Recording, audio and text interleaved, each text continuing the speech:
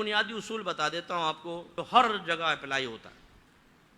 دیکھیں جو مختلف مکاتب فکر ہیں، یہ یقینی سی بات ہے کہ عقیدے کے اختلاف کی وجہ سے، اور وہ عقائد کا اختلاف دو طرح کا ہے، بعض اصول میں اختلاف ہے، بعض فروع میں اختلاف ہے۔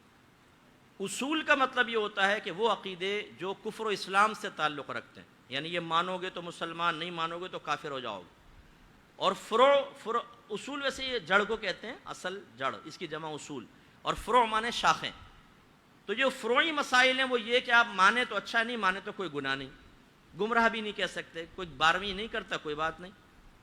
ہمارے کتنے سنی سب کے سب صلاۃ و سلام میں کھڑے ہوتے ہیں بتائیں؟ 20 25 100 200 باقی سارے بھاگ جاتے ہیں۔ صلاۃ و سلام حالانکہ ہمارا شعار ہے اہل سنت کا، لیکن نہیں اختیار کرتے۔ یہ فروعی مسائل ہیں نا۔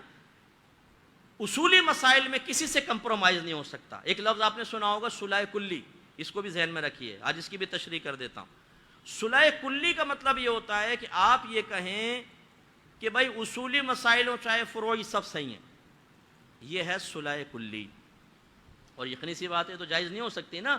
اگر کسی کے اصولی یعنی کہ غلط عقیدہ ہے اس کے عقیدے میں نبی کی گستاخی جائز فرض کر لیں تو آپ کہیں بھئی ہم تو بھائی کیسا بھی اصول و فروع ہم تو صحیح ہے سب، وہ بھی تو کافر ہو جائیں گے۔ اور ایک صلح کلی کا مطلب یہ ہوتا ہے کہ آپ یہ کہتے ہیں اصولی اختلاف اپنی جگہ قائم رہے گا، نو، لیکن وقتی طور پہ فروعی اختلاف کو فراموش کر کے ظاہری طور پر ذرا ہم ایکا کر لیتے ہیں، صلح کر لیتے ہیں۔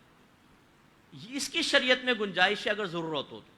جو میں اکثر آپ کو سمجھاتا ہوں، ہماری پاک آرمی کے اندر کیا ہر مسلک کا آدمی ہے کہ نہیں؟ بولو، اگر آپ تھوڑی بھی ہاؤ ناؤ رکھتے ہیں تو آپ اس کا اقرار کریں گے، یس۔ اگر ہماری پاک آرمی ان اصولی اختلاف کی بنا پر آپس میں لڑنا شروع کر دے کہ تو وہ ہے، گنے اڑ جائیں اور فائٹنگ ہو جائے، آپ کا ملک بچ سکتا ہے؟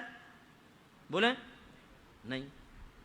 ہم پاک آرمی کی یونیفارم میں کوئی بھی کھڑا ہو، سلوٹ کرتے ہیں، راستہ چھوڑ دیتے ہیں، احترام کرتے ہیں اپنی فوج کا۔ اس کا مطلب یہ ہوا بعض اوقات ضرورت پیدا ہو جاتی ہے کہ اصولی اختلاف اپنی جگہ قائم رہیں لیکن ظاہری اتفاق کر لیا جائے۔ آپ کے کلاس کے اندر کتنے کلاس فیلوز ایسے ہوں گے، آپ بیٹھتے ہیں، ہائی ہیلو کرتے ہیں، بات کرتے ہیں، چائے پیتے ہیں۔ آپ کی مارکیٹ میں کتنے ایسے ہوں گے؟ یہ بعض اوقات بڑے سنی بنتے ہیں نا، باقی ان کی پرائیویٹ محفل میں دیکھیں ٹھٹے لگ رہے ہوتے ہیں نا ایسے لوگوں کے ساتھ بیٹھ کر، یار تم مسجد میں آئے تو تم ساتھ میں آسمان پہ پھڑکتے ہو، اچھلتے ہو، ٹنڈن سنی ثابت کرتے ہو، اور تمہارا کاروبار آدھے سے زیادہ دوسرے کے ساتھ ہو رہا ہے، وہ کیسے ہو گیا؟ کیوں نہیں دور ہٹ جاتے؟ تو ہمارا مذہب مسلک بہت خوبصورت ہے۔ تو یوں یہ صلح ہو سکتی ہے اور وقت کی ضرورت بھی ہے۔ آج باہر کی جو بڑی قوتیں ہیں وہ ہر ایک کو مسلمان سمجھتی ہیں، چاہے کسی بھی مسلک کا۔ ان کے نزدیک یہ بریلوی مسلمان، یہ دیوبندی مسلمان، یہ شیعہ مسلمان، یہ وہابی مسلمان، یہ قادیانی مسلمان، وہ تو یہی کہتے ہیں نا۔ ان کے نزدیک یہ سب مسلمان ہیں، لہٰذا ان کی طاقت توڑنے کا طریقہ کیا ہے؟ انہیں آپس میں لڑواتے رہو تاکہ ان کی طاقت کمزور رہے، ہم حکومت کریں۔ پورے ورلڈ میں تقریباً 51 یا 52 ممالک ہیں، یا بعض وہ کہتے ہیں 57 اسلامی ممالک ہیں، لیکن ہماری ذلت کا عالم آپ دیکھ رہے ہیں۔ جہاں پر ہماری طاقت کو توڑنا ہوتا ہے 2 منٹ میں بمباری ہوتی ہے، سب ختم۔ لبنان دیکھیں، شام دیکھیں، ترکی دیکھیں، مصر دیکھیں، لیبیا دیکھیں، عراق دیکھیں، حال کیا کیا ہے۔ ہم انہی چیزوں کے اندر بعض اوقات ان اجتماعی فائدوں کو نظر انداز کرتے ہیں، لیکن یہ عوام کا کام نہیں، آپ کا کام ہے علماء کے پیچھے چلنا۔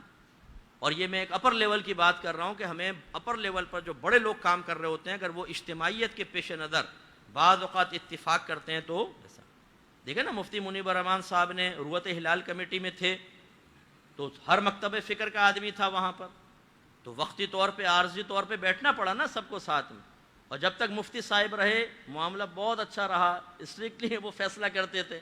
اب آپ دیکھیں جو اوپر سے آرڈر آ گیا اعلان ہو جاتا، اب آپ کو پتہ ہی نہیں کہ صحیح اعلان ہو رہا ہے نہیں ہو رہا۔ باقی میں کوئی ٹونٹنگ نہیں کر رہا ہوں، میرا حسن زن ہے صحیح ہو رہا ہوگا، لیکن میں ایک بات کہہ رہا ہوں کہ اب آپ کو تو نہیں پتہ نا کیا ہو رہا ہے کیا نہیں۔ مفتی صاحب کے بارے میں کہہ سکتا ہوں وہ بڑے اپنے موقف کے اعتبار سے زبردست کھڑے ہونے والے آدمی، خوددار آدمی، وہ ختم ہو گیا۔ اسی طریقے سے یہ مدارس کے اوپر جب ترمیم کرنے کی کوشش کی گئی کہ مدارس کے سلیبس بدلیں گے، سلیبس ہمارا ہوگا اور ٹیچر رکھے جائیں گے، ہمارے گورنمنٹ کے ٹیچر آئیں گے، تو پھر تمام بورڈ یکجا ہو گئے اور مفتی منیب الرحمان صاحب نے کلام کیا تھا آپ کے وزیر تعلیم کے ساتھ، تو اگر یہ متحد نہ ہوتے، لڑتے آپس میں، تو کیا ہوتا؟ آپ کے ادارے وہ رنگ نہ رہتا جو اسلامی رنگ اس کے اندر موجود ہے۔ اس لیے سمجھیں بات کو، امید ہے کہ آپ بہت سی بات سمجھ گئے ہوں گے۔ تو خلاصہ کلام یہ ہے کہ اصولی جہاں پر اختلاف ہوتا ہے ادھر تو کوئی کمپرومائز نہیں ہو سکتا۔